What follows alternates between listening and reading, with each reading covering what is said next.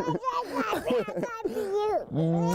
future Brian Silva wants is just within reach. When you're so used to doing the same thing, when you've been doing the same thing for so long, it's like a cycle, so it's hard to break. If he can only leave his past behind. My daddy was a gangbanger.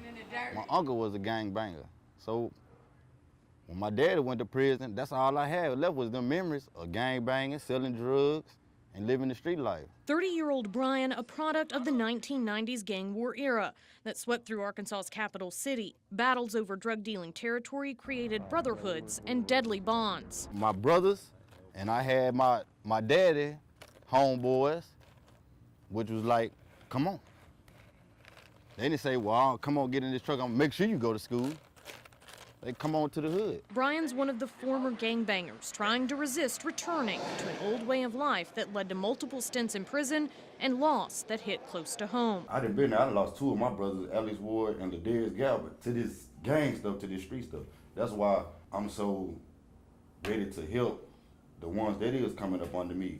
He's one of the allies this street crew of former criminals has turned away from Little Rock's corners. These youngsters, they want to break the cycle of violence. This is the Bloods neighborhood over here. This street crew has collectively served more than 100 years in prison. We know what these youngsters going to.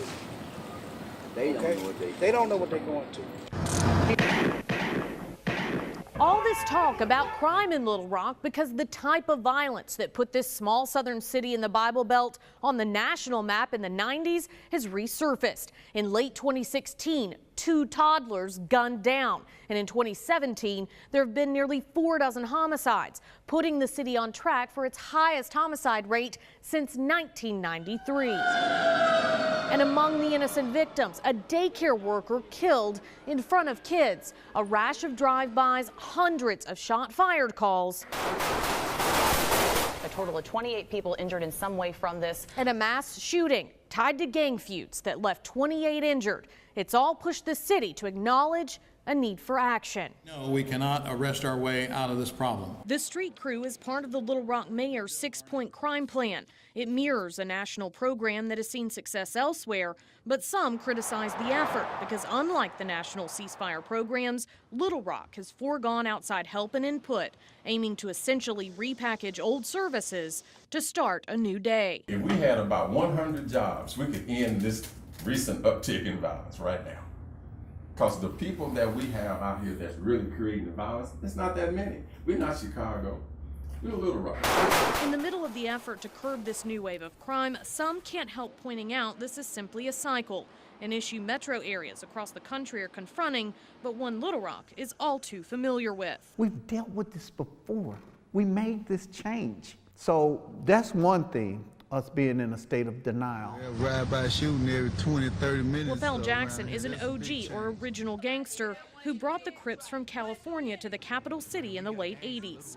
He was indicted in '94 and released from the federal pen roughly 10 years later. I'm denouncing the violence openly. Like the street crew's former criminals, he experienced a transformation behind bars and has been trying to combat the call of a lifestyle that draws young people in, but rarely lets them go. I tell them, once you pull the trigger, your whole family pull the trigger.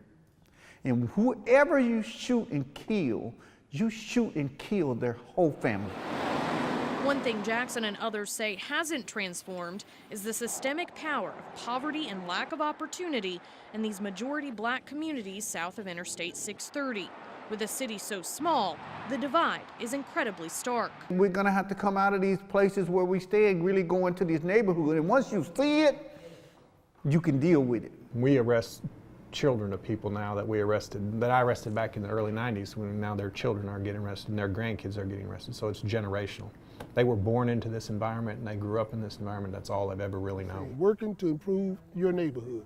This sign been on there for 4-5 years. Despite city leaders' recognition of disenfranchisement, a lack of resources, and a need to change approaches, ain't nobody been down here to do nothing. All anyone, even change makers here, can point to is the deep-seated feeling these neighborhoods have been and remain forgotten. Promises of change ring hollow to some who have seen a continued decline for 2 decades. Deterioration took place over a period of time. But the only way we're gonna get out of this condition is we're going to be able to help ourselves. That's where the street crew returns to beat the drum of training, education, and jobs. A plea for the city to help them help themselves by putting resources in place instead of promises. That'll take them off the streets. That'll take them away from there, because, man, I'm making $16 an hour. My check last week was $600. And I didn't get shot here trying to make it. Men like Brian Silva are willing to turn the tide. They all bear scars of their time on the streets. I've been shot 3 times. I done been through more than a little bit. I swear. Do I want to continue to go through it? No. Nope. But to leave that behind and recruit others, there has to be a path to a new way of living life in their corner of Little Rock. Oh! Fire.